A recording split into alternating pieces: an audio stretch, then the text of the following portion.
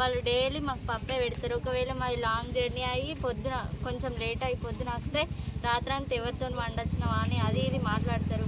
చెప్పుకోలేని మాటలని మాట్లాడతారు. లంజలు ముండరని మాట్లాడతారు. తర్వాత నైట్ మేము అందరం పడుకున్నప్పుడు వచ్చి డోర్ని గట్టి గట్టిగా అనుకుంటా నిద్ర లేపుతారు. మీరు అందరు చదువుకోరు, ఎందుకు బతుకుతారు అని అంటారు.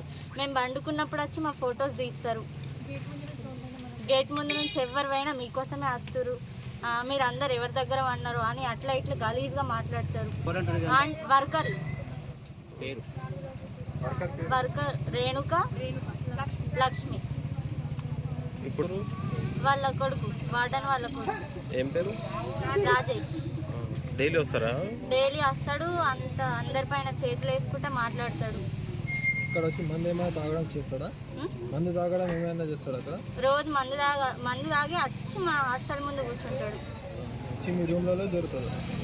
అక్కడ బయట కూర్చొని అందరినీ కిందికి పిలుచుకొని మాట్లాడతాడు. చేతులు వేసుకుంటే మాట్లాడతాడు. ప్రతి ఒక్కరి మీద చేతి వేస్తాడా? అలాగే ప్రతి ఒక్కరి పైన చేతులు వేస్తాడు. చేతులు వేస్తుండ ఆంటీ ఒక్కసారి చెప్పండి కదా అంటే అక్కడ వర్కర్లు అంటారు కదా, ఏం కాదు మీకు అన్నలాంటోడే కదా, వేస్తే పడితే ఏమవుతుంది అని మాట్లాడతారు. మళ్ళా తినడానికి పోయినప్పుడు మంచిగా ఉందా మీకు, గట్లంటోళ్ళు అయితేనే కరెక్ట్ మంచిగా అయింది మీకు అని మాట్లాడతారు.